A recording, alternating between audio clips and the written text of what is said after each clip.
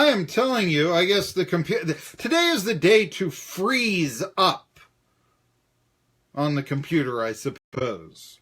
I'm playing our music here on Tri-City Sports Now. I'm Mark E. Bilson, your voice of choice for a new generation of Tri-City sports fans. The name of the program is Tri-City Sports Now. 1420 NBC Sports Radio Tri-Cities. You know what we do. We own the Tri-Cities. And the reason why, best guess, hardest hitting commentary, the big story. I sound like Joe Piscopo almost 40 years ago. I love that character. I love that. I'm not going to do it right now. I loved it. Anyway. Carl Torbush, in about 12 minutes, is going to come to the podium and say he's not going to be the football coach at ETSU anymore. That's what reports say. We will be carrying this on AM 1420 in the Tri-Cities. So if you're on Facebook, I'm not going to broadcast on Facebook Live, but we will be carrying that on 1420 NBC Sports Radio Tri-Cities. And then afterwards, I will dissect for you the press conference at 1 p.m. I'll be talking to Jay Santos, our old friend. I used to have Jay on a lot. We got to get him on again. But he's going to be at the press conference, and he's going to tell us about what's going down. Right now, little is known. ETSU keeping their cards close to their chest, if you will. But it is 99.9% certainty that Carl Torbush, who does not have a contract for next season, and we've talked a lot about this. This is the first real major situation of the Scott Carter Athletic Directorship over at ETSU. And frankly, this has been, I have tied in the Torbush reign with the Phil Fulmer reign. I'm not big, I got to tell you, on Phil Fulmer being the athletic director at UT. I come right out. Now, I mean, it could work out. You know, one could do work. Nice name, figurehead, makes the fans feel real good. But he's frankly the last guy in the world that I would ask to hire a football coach. And the reason why is the ETSU situation. They're 11-22. I get naive fans telling me, you can't compare ETSU to UT. Yes, you can. Look, I mean, let me give you an example. Okay, we're going to give Marky's monologue right here, and I'm going to go right into this. We were hearing all this about John Currie. He's not the man you want to hire a football coach at the University of Tennessee. Why? Look what happened with Frank Martin. Martin leaves Kansas State, goes to South Carolina, goes to the Final Four. South Carolina, though, I mean, look at them this year. No great shakes. I mean, they caught lightning in a bottle. Meanwhile, Bruce Weber, who's the coach that Currie brings in, he takes Kansas State to 3 NCAA tournaments. Last I checked, they've probably played since I checked their record. Forgive me for not, being on the cusp of Kansas State basketball. When I get a job in Topeka, I'll be on the cusp of Kansas State basketball. For now, I'm in the Tri-Cities, Tennessee area. I care more about ETSU. But Kansas State got off to a 5-1 start this year. After 3 NCAA tournament appearances under Bruce Weber, the man that took Illinois to the 2005 men's basketball tournament finals. That's not bad at Illinois. So this is what we have. John Currie, he hires Bruce Weber. Phil Fulmer, he hires Jeremy Pruitt, which isn't a bad hire. And frankly, if Currie had targeted coordinators throughout the SEC to begin with, he might still be the athletic director at ETSU, at UT.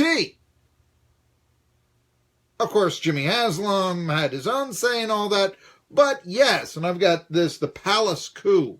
I haven't talked much about that. I've alluded to it, but I want to talk to it. Clay Travis is talking about the Palace coup that occurred in the Tennessee Athletic Department. We'll get onto that later on in the show, along with what football games you'll see on TV this weekend and so on and so forth. But anyway, I just look at this. Currie is the hire of Currie is Bruce Weber at Kansas State. Say what you will about Frank Martin, that's not a bad hire.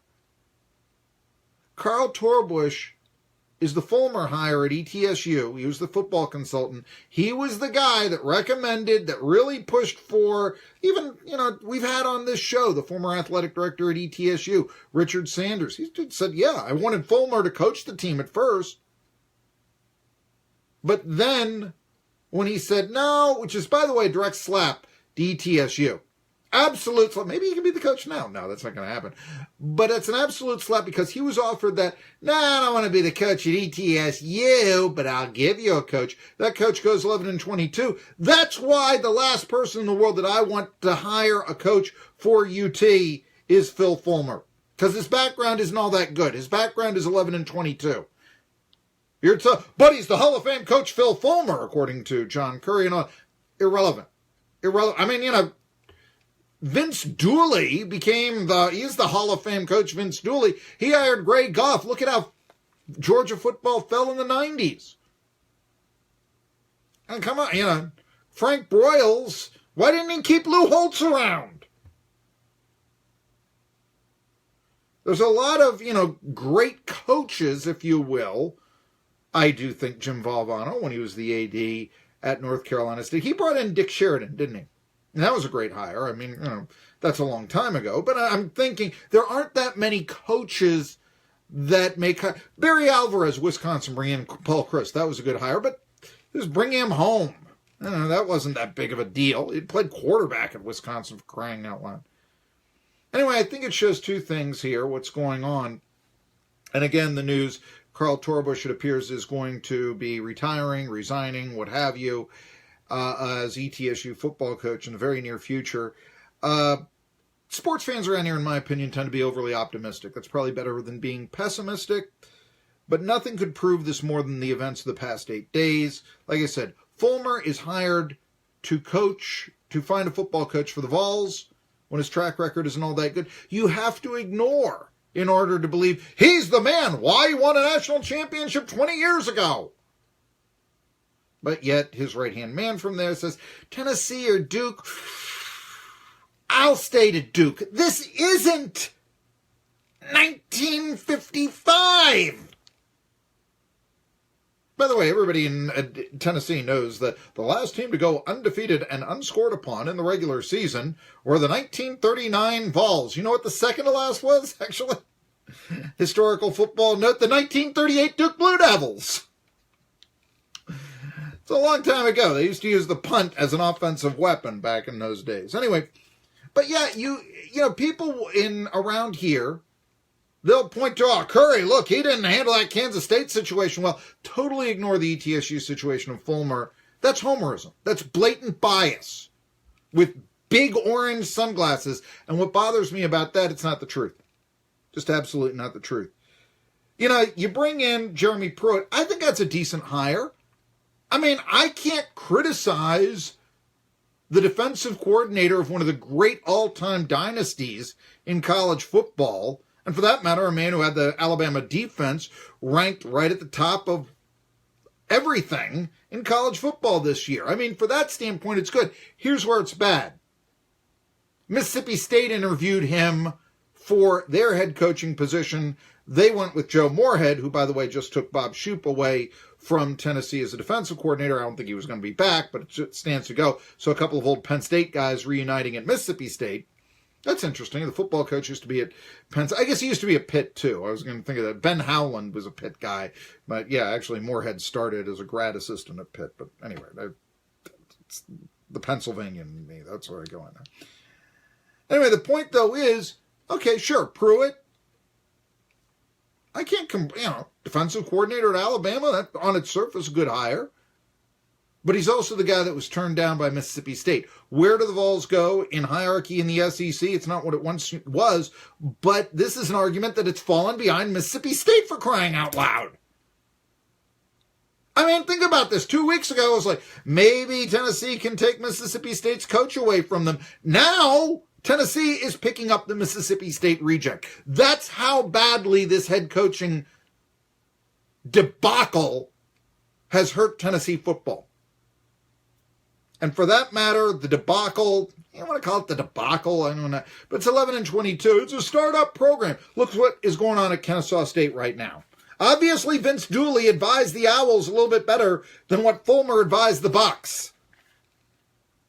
The Owls are in the semifinals down there at KSU. They won the first game between the two by 40 points. Yeah, remember? First game back, both teams, KSU 56, ETSU 16. Remember that? Now, here's my hope. I mean, and nobody talks about this, and I think it shows how ETSU has perhaps fallen off the radar locally. Anyway, if we're going to we're going to broadcast the presser, if you will, on AM 1420, and I ask everyone to tune into that. We're not going to carry it on Facebook, but on AM 1420, we will carry the presser of Carl Torbush. You can hear that. Tri-City Sports Now. Coming back from ETSU. What's going on with their football situation? We will find out some answers when we get back. We will air the presser live here on 1420 NBC Sports Radio Tri-Cities, where every day is game day. A note, we're not going to be broadcasting that on Facebook. I will come back after the press conference. If you're watching live, I ask that you tune to AM 1420. If you're watching this on a recording, the next segment you see, well, I'll be talking about the presser at that point.